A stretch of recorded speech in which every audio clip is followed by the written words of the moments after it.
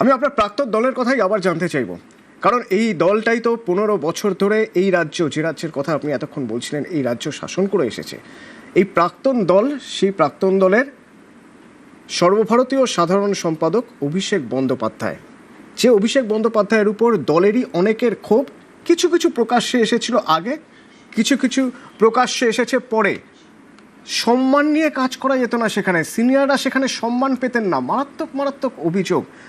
যারা দলের একনিষ্ঠ কর্মী তারা বলছেন যে তাদের সম্মান দেওয়া হতো না, অভিষেক বন্দ্যোপাধ্যায় সম্মান দিতেন না। আপনার এরকম কিছু মনে হয়েছে?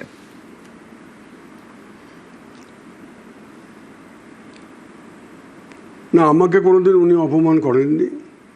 আর আমার সঙ্গে তার বিশেষ কোনো সাক্ষাৎকার ছিল, আমার বয়সের তফাৎ, অনেক যুগ বাদে একজন ইয়াং ম্যান উঠছে রাজনীতি, এরকম ভেবেছিলাম। কিন্তু দেখলাম যে না, এটা ঠিক নয়। আমি একটা পার্টির প্রতিষ্ঠাতা, তার জন্য আমি একজনকে কার্বাইড দিয়ে পাকাবো বা একটা extra constitutional centre of authority তৈরি করব, সংবিধান বহির্ভূত একটা ক্ষমতা কেন্দ্র তৈরি করব, সেখানে তো সবাইকে গিয়ে নতজানু হতে হবে। বর্ষিয়ার লোকদেরকে বলা হচ্ছে আপনারা উঠে দাঁড়িয়ে অভিবাদন জানান, তিনি যে পরিশ্রম করেছেন তার জন্য স্ট্যান্ডিং ওভেশন দিতে হবে। এইরকম পরিস্থিতিতে অন্তত আমাকে পড়তে হয়নি। অন্য কাউকে পড়তে হয়েছে আপনি শুনেছেন? এর মধ্যে পুরনো যারা, শোভনদেব চট্টোপাধ্যায়, সুব্রত বক্সী, এই যে হেরে যাওয়ার পর যে সব কিসব রিভিউ মিটিং না কিসব হচ্ছিল, না আমি জানি না ওরা দাঁড়িয়েছে, আমি তো সেই মিটিংয়ে ছিলাম না।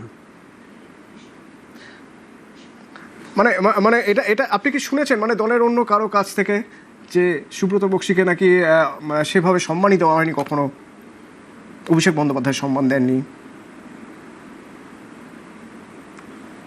সুব্রত বক্সী জন্মলগ্ন থেকে রাজ্য সভাপতি, আমি ওকে প্রচণ্ড শ্রদ্ধা করি। ও হচ্ছে সত্যিকারের একজন রাজনৈতিক নেতা, চেষ্টা করেছে বরাবর দলকে যত রকমভাবে আগলে রাখা যায়, কিন্তু শেষের দিকে মনে হয়েছে যে সেও বোধহয় খুব হ্যাপি ছিল না। শুভেন্দু শেখরদা, আপনি সাহস দেখিয়ে রাজ্যসভার সাংসদ পদ ছাড়লেন, আপনি দল ছাড়লেন।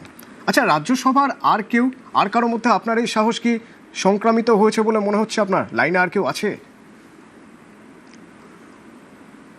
না, আমার কাছে এরকম কোনো খবর নেই, কারণ আমি এখন দল থেকে বাইরে, আমি মোটামুটি এখন রাজনীতি থেকে বিচ্ছিন্ন হয়ে আছি। কিন্তু যেটুকু আমরা খবর পাই, নানাজন, আপনাদের মতো অনেক সাংবাদিক আছে, নানা ধরনের লোকজন আছে সমাজে, যাদের কাছ থেকে অনেক খবর আসে, শুনছি। আর আমার যেটা নিজের ধারণা, আমি কোনো ব্যক্তি সম্পর্কে বলতে পারবো না, এইটুকু আমার স্থির বিশ্বাস যে পশ্চিমবঙ্গ বিধানসভাতে যেভাবে নির্বাচনের ফলাফল বেরোনোর এক মাসও হয়নি, তার মধ্যে 80 জন নবনির্বাচিত তৃণমূল কংগ্রেসের বিধায়কদের মধ্যে 60 জনেরও বেশি তারা একটা আলাদা গোষ্ঠী তৈরি করে মাননীয় স্পিকারের কাছ থেকে স্বীকৃতি পেয়ে তারা কাজ করছেন, তার প্রভাব ইতিমধ্যে লোকসভায় ব্যাপক হারে পড়েছে, আগামী দিনে রাজ্যসভাতেও পড়বে না, এটা হতে পারে না। আগুন সর্বগ্রাসী, ভাঙন সর্বগ্রাসী। শুভেন্দু শেখরদা, বিধানসভায় ভাঙন, লোকসভায় ভাঙন, বিধানসভা থেকে 80 জন বিধায়কের মধ্যে থেকে প্রায় 60 জনের উপর তারা বেরিয়ে এসেছেন। এদিকে 28 জন সাংসদের মধ্যে থেকে, লোকসভার সাংসদের মধ্যে থেকে 20 জন, বা সংখ্যাটা আরও বাড়তে পারে, তারা বেরিয়ে এসেছেন। এই যে এতজন বেরিয়ে এলে স্বাভাবিকভাবেই দলত্যাগ বিরোধী আইন থেকে তারা বেরিয়ে যেতে পারবেন বা এড়াতে পারবেন। আমার এখানে প্রশ্ন আপনার কাছে, আপনি এতদিনের আপনার রাজনৈতিক জীবন, আপনার রাজনৈতিক প্রজ্ঞা কি বলে যে দলের প্রতীক, দলের নাম কাদের সঙ্গে থাকবে, বা ধরুন যারা বেরিয়ে এসেছেন তাদের এই ব্লকের সঙ্গে রাখতে গেলে কিভাবে থাকবে, নিয়মটা কি?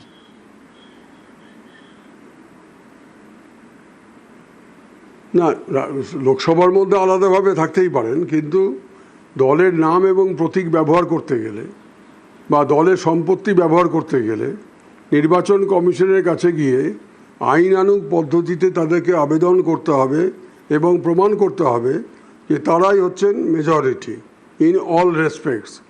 সেখানে নির্বাচন কমিশনের যে নিজস্ব আইন আছে এবং সাম্প্রতিক কতগুলো রায় আছে সুপ্রিম কোর্টের, সেই রায় অনুযায়ী তারা যদি প্রমাণ করতে পারেন যে তারাই মেজরিটি ইন অল রেসপেক্টস, তাহলে তারা নামও ব্যবহার করতে পারবেন, প্রতীকও ব্যবহার করতে পারবেন।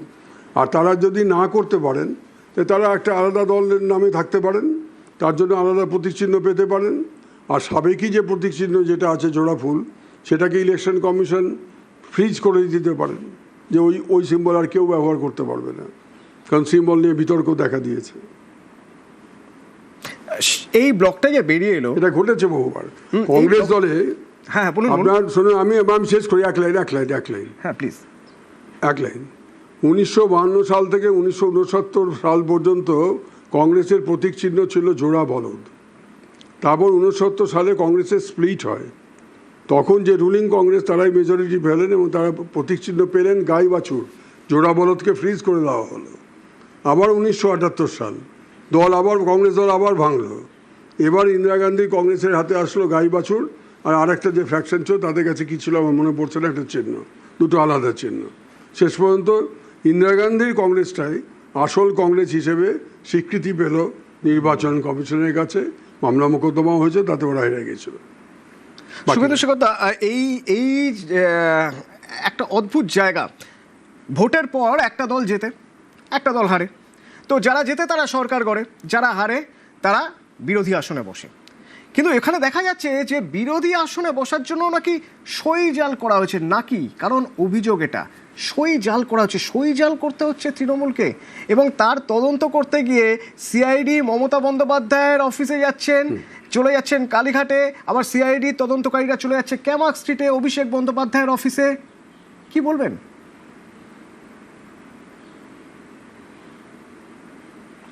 এটা অত্যন্ত, যদি ঘটে থাকে, কারণ এটা তদন্ত চলছে। আমি তো, যারা তদন্তকারী সংস্থা তারা আদালতের কাছে, বা মামলা হয়েছে বোধহয় কোথাও, বা কেস তো রেজিস্টার্ড হয়েছে নিশ্চয়ই, নাহলে পুলিশকে রেজিস্টার না হলে সিআইডি তদন্ত করছে কেন, তো সেটা পরবর্তীকালে জানা যাবে। কিন্তু আমার যেটা অভিনব মনে হচ্ছে যে নিজের দলের মেম্বারদেরকে যদি আমার সঙ্গে থেকে থাকে তার সই নকল করতে হবে কেন?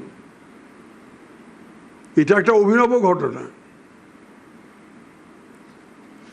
মানে এতদিন ধরে এত চুরির অভিযোগ এই 15 বছরে, যখন সে সময় শাসক দল তৃণমূল, তাদের বিরুদ্ধে বিরোধীরা চাকরি চুরি, বালি চুরি, হ্যাঁ মাটি চুরি, সব রকম চুরির অভিযোগ করেছে। শেষমেশ ক্ষমতা থেকে যাওয়ার পরে অভিযোগ কয়লা চুরি, গরু চুরি।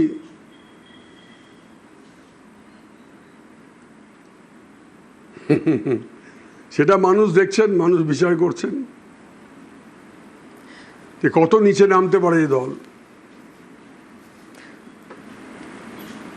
শুভেন্দু শেখর, যে সময় মমতা বন্দ্যোপাধ্যায় সংখ্যা 1 হয়ে গিয়েছিল 2004 সাল, তারপর থেকে কামব্যাক, মমতা বন্দ্যোপাধ্যায় আবার ফিরে এসেছেন।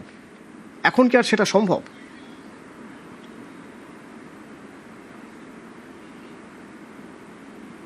দেখুন, রাজনীতিতে হচ্ছে একটা সম্ভাবনার শিল্প, আর্ট অফ প্রবাবিলিটি বা পসিবিলিটি। তো সুতরাং কি ঘটবে না এটা বলা খুব মুশকিল। কিন্তু আমার কেন জানি না মনে হয় অসুবিধে আছে দুটো কারণে। একটা হচ্ছে যে ইন্দিরা গান্ধী যখন ক্ষমতাচ্যুত হলেন 30 বছর কংগ্রেস শাসনের পরে 1977 সালে, তখন তার বয়স ছিল 60। এবং পরপর এমন কিছু ঘটনা ঘটলো, জনতা দলের যে সরকার, তার নিজেদের মধ্যে কামড়াকামড়ি, অন্তর্দ্বন্দ্ব শুরু হলো। সেই রাজনৈতিক পরিস্থিতির সুযোগ নিয়ে ইন্দিরা গান্ধী সারা ভারতবর্ষ জুড়ে লড়াই করে, অনেক অত্যাচার সহ্য করে উনি ক্ষমতায় ফিরে আসতে পেরেছিলেন। এটা ঘটেছিল। কিন্তু আমাদের পশ্চিমবাংলার ক্ষেত্রে এটা ঘটবে কারণ মমতা ব্যানার্জি 70 ঊর্ধ্ব তার একজন রাজনীতিবিদ, তিনি ঘুরে দাঁড়াতে পারবেন কিনা। দ্বিতীয়, আমার একটাই আশঙ্কা যে ঘুরে দাঁড়ানোটা খুবই মুশকিল, কারণ এত কালিমা গোটা দেহে লেখা আছে, যে আপনি বলছিলেন একটু আগে, হ্যাঁ, বালি চুরি, গরু চুরি, কয়লা চুরি, কিছু বাদ নেই। এমনকি আপনি যদি যে পশ্চিমবাংলাতে যত জেলা হাসপাতালগুলো আছে, super speciality hospital, medical college ইত্যাদি ইত্যাদি, প্রচুর মেশিনপত্র কেনা হয়েছে। অনেক জায়গায় আইসিইউ নেই, আইটিইউ নেই, মেশিনগুলো পড়ে আছে। আবার ওষুধ, স্যালাইন, ইঞ্জেকশন ইত্যাদি ইত্যাদি, বা অন্যান্য জিনিসপত্র হাসপাতাল চালানোর জন্য যা যা দরকার, এই যে গত 5 বছর কোথা থেকে কেনা হয়েছে, কাদের কাছ থেকে কেনা হয়েছে, টেন্ডার নিয়মিত হয়েছিল কিনা, কোয়ালিটি কন্ট্রোল দেখা হয়েছিল কিনা, কত টাকার বিল পেমেন্ট করা হয়েছে, এটার যদি ফরেন্সিক অডিট হয় তাহলে শিক্ষা দুর্নীতিতে যে চেহারা দেখেছেন ওই মেঝে থেকে সিলিং পর্যন্ত বান্ধবীর ঘরে টাকা পাওয়া যাচ্ছে, তার চেয়েও ভয়ঙ্কর ভয়ঙ্কর চিত্র হয়তো সামনে আসতে পারে। যদি নতুন সরকার মনে করে যে স্বাস্থ্যক্ষেত্রকে পুনরুজ্জীবিত করতে গেলে আগে এই দুর্নীতিটাকে বন্ধ করতে হবে, কারণ এখন তো জেনারিক মেডিসিনের যুগ। তো সুতরাং আমার প্রত্যাশা থাকবে যে এই দিকগুলো দেখানো হোক, যে এখানে শিক্ষা ব্যবস্থা স্বাস্থ্য ব্যবস্থা সব ধ্বংস করে দেওয়া হয়েছে, ও সব চাল ডিগ্রি নিয়ে লোক ঘুরে বেড়াচ্ছে। শুভেন্দু শেখর দা, ধন্যবাদ।